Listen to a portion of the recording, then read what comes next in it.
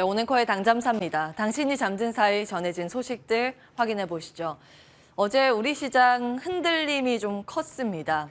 지수만 봤을 때 참 많이 힘들다라는 생각을 할 수 있겠지만 사실 시청자 여러분 중에서 오히려 어제 수익이 많이 났다고 하시는 분들도 적지 않이 많으실 것 같습니다. 마인드맵의 중요성을 어제 느끼는 하루이지 않을까 싶습니다. 3월부터 인플레이션 시대에 투자의 대안은 무엇일까에 대한 고민 지속적으로 해드렸는데요. 그때 3월의 화면입니다. 에너지와 방산업체, 농업 비료 테마, 원자력과 태양광 풍력 등의 신재생, 철강. 철강은 사실상 우리나라의 비철금속보다는 원자재에 가까운 철강이라는 부분 말씀을 드렸습니다.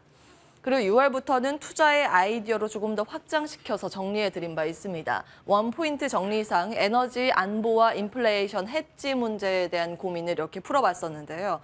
앞서서 말씀드린 그 화면에 방산과 함께 LNG 그리고 상사가 추가됐다는 점은 확인해 보셔야겠습니다.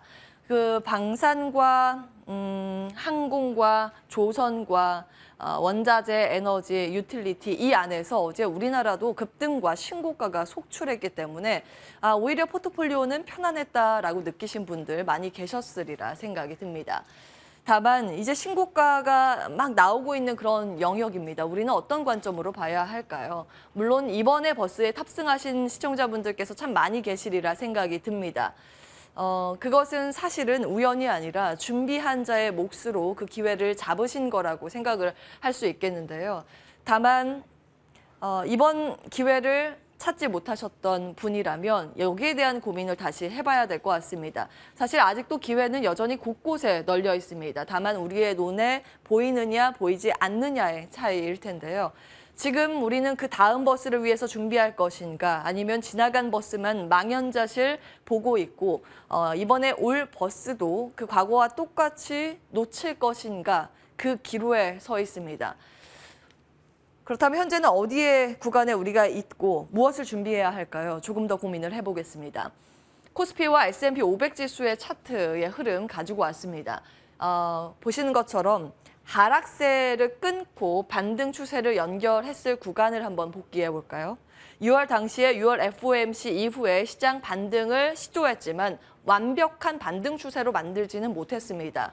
7월에 들어서야 그 반등의 신호를 찾으면서 시장이 강한 반등 랠리를 좀 이어가는 모습이었죠. 바로 그 트리거에 작용하는 지표가 소비자 물가지수 미국의 CPI 발표였습니다. 그를 딱 기점으로 시장 반등세를 시현하는 모습이었습니다. 큰 틀로는 우리 시장도 미국의 흐름 그 궤를 같이 하고 있기 때문에 계속해서 미국의 매크로 상황을 주목할 수밖에 없습니다.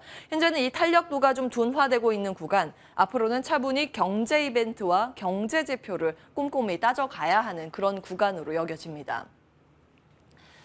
왜냐하면 경기 논란기에는 불안정한 회복이 필연적이기 때문입니다. 지금부터 고민을 해야 하는 양방향의 컨셉을 정리해 보겠습니다. 첫 번째, 불황이 지속된다는 가정이 이어진다면 불황에 투자하는 대안을 지속적으로 고민을 해보셔야겠습니다. with inflation이라고 표현을 했습니다. 앞으로는 고물가의 상시화가 이어질 가능성이 높다라는 부분 좀 체크가 되고 있기 때문에 그와 함께 우리의 수익을 누릴 수 있는 구간이 어디인가 고민을 해보셔야겠고요. 에너지 대란이 이 부분과 맞물려 있습니다. 현재 상황은 에너지 대란에서부터 촉발돼 있는 스태그플레이션 우려감이기 때문입니다. 그리고 그 경기와 무관한 섹터, 경기가 아무리 좋지 않아도 지갑을 열 수밖에 없는 필수 소비재라든지 국가 단위나 산업 단위에서 경기가 좋지 않아도 계속해서 구매를 해야 하는 부분이 어디가 있을까요? 예로 고민을 해보자면 아무리 불황이고 상황이 좋지 않더라도 국가에서는 국방비에 대한 지출을 줄일 수는 없을 겁니다. 산업적으로 조금 더 들어가 볼까요? 아무리 불황이더라도 이 에너지 대란에서부터 촉발된 불황이기 때문에 그 불황을 이겨내고자 조선에 대한 수주 대체 수요는 이어질 가능성이 있습니다. 이런 것들이 하나의 예시이기 때문에 계속해서 연결고리를 찾아가는 작업이 필요해 보입니다. 혹시 이 구간에서 어느 정도의 우리 예상하지 못한 서프라이즈 수치가 나온다라고 한다면 반등장에 투자할 이 포인트도 잡아보셔야 할 텐데요. 그 이전에 6월과 7월 반등장을 복귀해 볼 필요가 있겠습니다. 그때 강한 반등의 선봉장에 섰던 종목들이 무엇이었을까요? 바로 낙폭과대와 이익 추정치, 상향 조정이 맞물린 종목이었을 겁니다. 그래서 이를 기반으로 해서 오늘 퀀트 분석 마지막 장으로 준비를 해봤습니다. 자, 그에 앞서서 미증시 조금 더 보겠습니다. 여전히 글로벌 시장에서 부각된 악재들 이어지고 있는 상황이죠. 독일의 라인강의 수위가 조금씩 불어나고 있다는 소식이 연출이 되고 있습니다만 그럼에도 불구하고 유럽의 상황이 나아지지 않고 있는 흐름 간밤에도 포착됐습니다. 그리고 잭슨홀 미팅은 주 후반에 예정돼 있기 때문에 그에 대한 대기 모드도 여전한 상황입니다. 이제는 이 두 가지 정말 상수로 보셔야겠습니다. 글로벌 경기 둔화와 원자재 가격 안정 시점 불확실. 특히 이를 뒷받침해주는 지표가 간밤 나와서 정리해보고자 합니다. 미국에서 나왔는데요. 미국의 PMI 간밤 발표가 됐습니다. 8월 S&P 글로벌 합성 PMI가 발표됐는데 기준점은 50입니다. 50을 기점으로 위를 향하면 경기의 확장 국면을 의미하고요. 50을 밑돌면 경기의 위축을 의미하는데 지금 50을 밑돌고 있는 상황입니다. 지속적으로 하락세를 이어가는 모습이고요. 27개월 만에 최저치를 기록했습니다. 간밤 여러 가지 경기 지표가 발표됐습니다. 다른 지표도 발표됐지만 특히 이 지표가 가장 중요하다고 판단되는 이유는 과거에 이 PMI와 미국의 경제 성장률이 동행해 왔음을 확인할 수가 있기 때문입니다. 거의 궤가 비슷하죠. 그렇기 때문에 미국의 경제 성장률의 위축 가능성에 시장은 주목하고 있습니다. 그런데 증시의 반응은 참 아이러니하게 나왔습니다. 앞서서 말씀드린 경기 지표의 부진으로 인해서 경기가 이렇게 좋지 않은데 연준이 정말 강하게 긴축을 할 수 있는 거 맞아? 라는 심리가 일부 나왔습니다.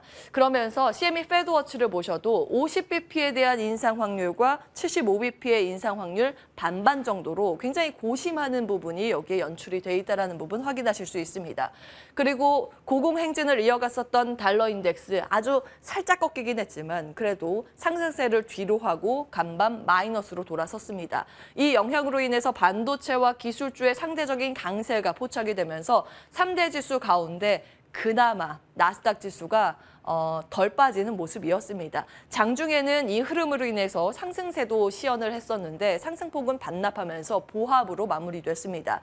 다우 지수와 S&P 500 지수는 소폭의 약세를 좀 이어가는 모습이었는데요. 여전히 잭슨홀 미팅을 기다리는 그런 눈치 보는 장세가 연출되고 있다라고 풀이해 볼 수 있겠습니다. 자, 사우디 에너지부 장관이 블룸버그와 인터뷰에서 이런 이야기 했다는 부분 어제 말씀을 드렸습니다. 이 영향이 좀 지속적으로 에너지 가격을 끌어올리고 있는 상황입니다.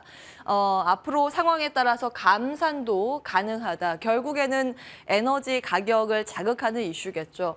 WTI도 이 상승세를 좀 시연을 하면서 이제 배럴당 93달러까지 올라간 모습이고요. 브렌트유는 이제 100달러 선으로 복귀했습니다. 이 영향을 받아서 섹터별로 업종별로 봤을 때 가장 강한 업종이 간밤 에너지 업종이었고요. 그 밑으로 항공과 원자재, 반도체의 상승률 눈에 띄었습니다.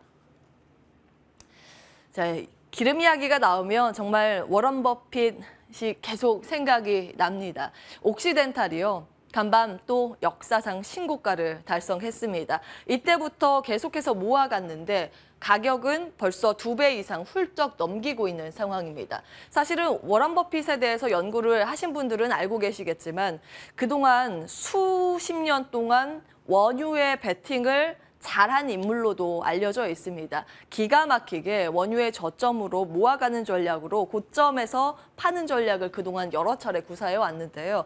지금 계속해서 옥시덴탈에 대해서 지분을 추가 매입을 하고 있는 실정이죠. 지금 지분 20% 이상 보유를 하면서 이미 최대 주주로 등극을 했는데 에너지 연방 규제위원회에 조금 더 우리는 사고 싶다라고 요청을 했고 그 허가를 받으면서 이제 완전 자회사 편입까지 가능하게 됐습니다.